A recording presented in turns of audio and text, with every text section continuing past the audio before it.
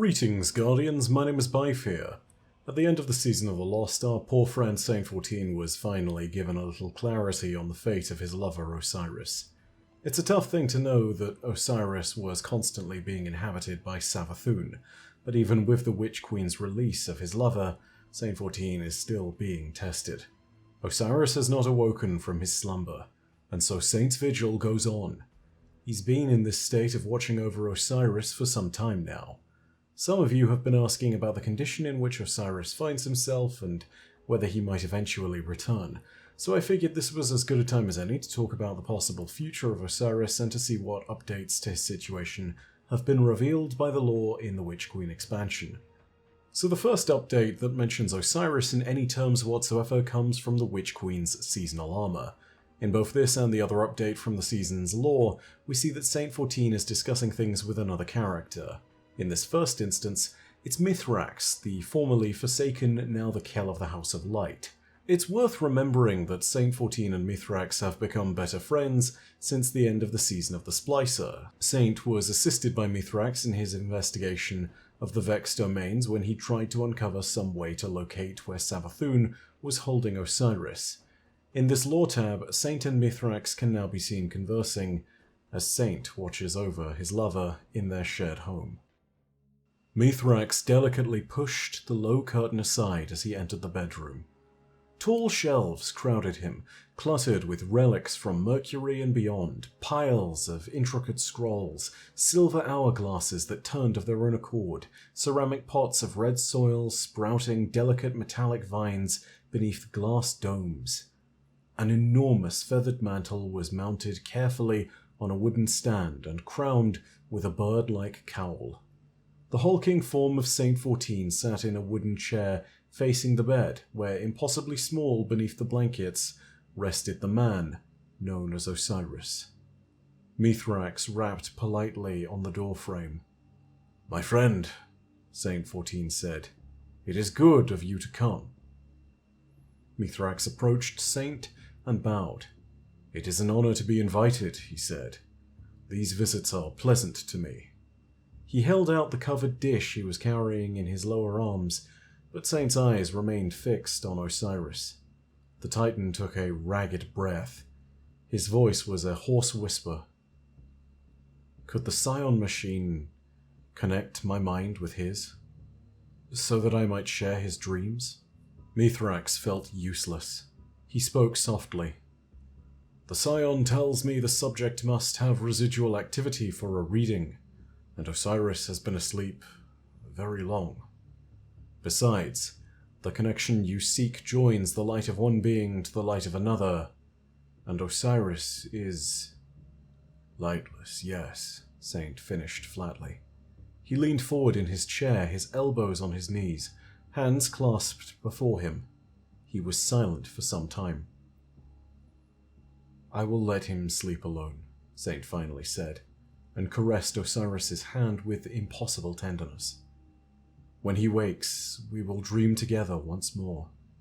He adjusted the blankets, stood, and nodded toward the covered dish Mithrax still clutched awkwardly. "I'm hoping that is not more eggplant," he said. Mithrax coughed on his ether. "The eggplant is most nourishing," he protested weakly, and Saint groaned. "Can't help but feel like that's the equivalent of someone bringing you casseroles over and over again when someone's not too well. I also can't help but feel like Mithrax doesn't know how best to make anything with eggplant, or, as we'd call it here in the UK, an aubergine. But alas, I don't know if they had access to Golden Age cooking ingredients, techniques, equipment, or anything. For all we know, Mithrax has unfortunately just boiled the stuff.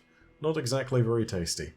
Either way, this provides us with a little more insight into Osiris's condition, and the ways in which Saint has been trying to assist him, or even just to get in contact with him. As best we can tell from this, Osiris is basically trapped in a coma, and is currently very weak. His torment at the hands of his captor certainly didn't assist in this regard, and without the healing abilities of a ghost, it will be exceedingly difficult for him to recover. Not impossible, I wager, but still very difficult. It's also hard to know whether he'll be getting worse or better over time, based on what's written here. He is weak, he is in a comatose and non-responsive state, and it's not clear if he's doing well or not as time goes on. Saint also had further discussions on the matter of Osiris, though. He headed to our resident hardened sharpshooter from the EDZ, Devrim K, one day. In a way, the conversation that Saint shares with Devrim K is one where there's a small thread of additional commonality. Devrim is commonly on long deployments watching over the EDZ from his post up in the old Trostland church, and it means that he can spend long periods of time, occasionally, away from his other half, Mark. It's nothing compared to Saint and Osiris, who have been separated from each other for periods of time spanning God knows how many millennia. But even a small point of common ground on the pain that Saint is experiencing is sure to not only be helpful for the sake of understanding, but can also come with potential solutions and aid. Take a listen to their conversation, as noted in the Quintessence Part 2 lawbook. "You brought your own cup." Devrim smiled awkwardly after asking the question. A tea set balanced delicately beside him on the split log he used for a seat. From the other side of the campfire, Saint 14 looked comically oversized as he cradled a blue and white ceramic teacup in one large hand. His helmet was off, set in the dirt beside his feet. A slow smile crept across Saint's mouth as he looked at the cup. "Not that I mind," Devrim continued and motioned with his own teacup. "It's just, normally people don't come this prepared for afternoon tea. Although yours looks like it's, seen a few fights." Devrim chuckled. His assessment was accurate. Saint's teacup was chipped around the brim, the handle had been broken off at one point and crudely glued back into place. Saint laughed to himself. "It is a memento," he said. "The cup is nothing special, just ceramic and paint, but it is the damage that makes it important." He finished his tea and offered the cup out to Devrim, who carefully took it to inspect. "I forget where I got it. Sat on a shelf in my home long before Osiris and I lived together, before he was exiled.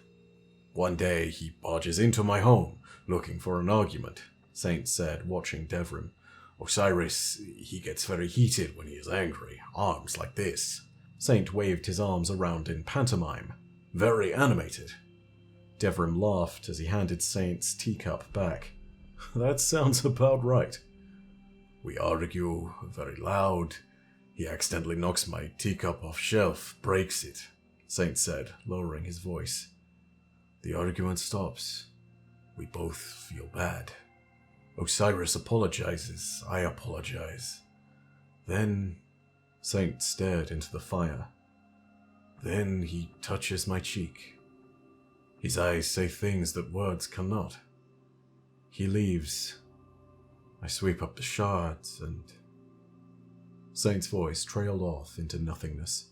The amusement left Devrim's eyes as he looked down into the rippling surface of his tea. "How is he?"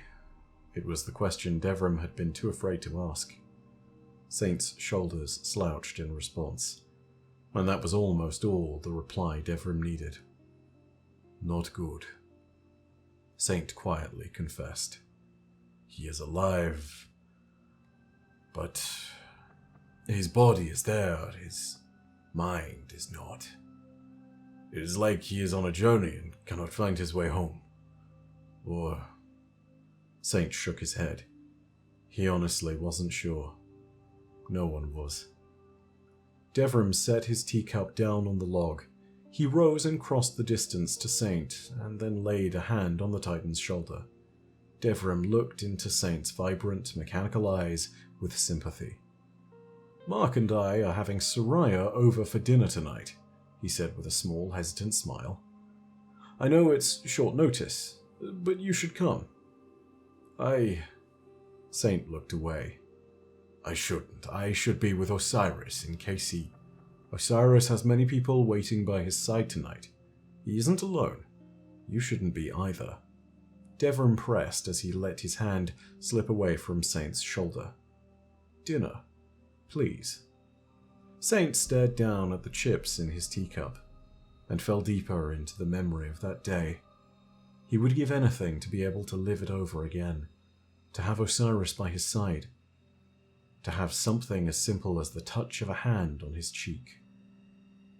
But that day isn't today. "Okay," Saint whispered. "And it may not be tomorrow either." If Osiris as a plot point was being dropped, then I don't think Bungie would dedicate time within its seasonal narrative entries to tell his continuing story. I imagine that if ever the Witch Queen Savathun does come up again in the story, Osiris might be there to tell us more as well. In fact, I have a sneaking suspicion that the two will return in tandem in unrelated events, but that's all speculative, and based on the way that the symmetrical narratives of Destiny tend to work, but aren't guaranteed to work. Till we know more information for sure, what we can be certain of is that Saint is continuing to watch, and will stand by the side of his lover until he is returned. Only time will tell if Osiris will heal, but Saint has waited for an eternity for his lover before. Osiris literally attempted to break the flow of time in order to return Saint to life. Saint will not be giving up on Osiris anytime soon. There is a symmetry to many things in Destiny, and another symmetry is the fact that both of them have not only waited, but have respectively saved each other. And in both instances, we, the Guardian, have been at the center of it all. I don't think Saint and Osiris are done. Not even close. And with that, that's where I'm going to leave you all for today. If you enjoyed the video, go ahead and leave a like, and if you want more updates on different storylines in Destiny, go ahead and hit subscribe and the bell next to subscribe to turn on those email notifications. Last week of the season next week, if I'm not mistaken. Should be an exciting one. Hopefully it's a lot of fun. Either way, good luck to all my fellow Warlocks continuing the good fight on Guardian games. And as for the rest of you, well, tell me that you love Titans or Hunters down below in the comments section. I dare you. Anyway, all that being said, and in all seriousness, know that as per usual, your viewership is quite enough for me. And that in the meantime, my name is Bife. Perodacia ad Astra. I'll see you, Starside.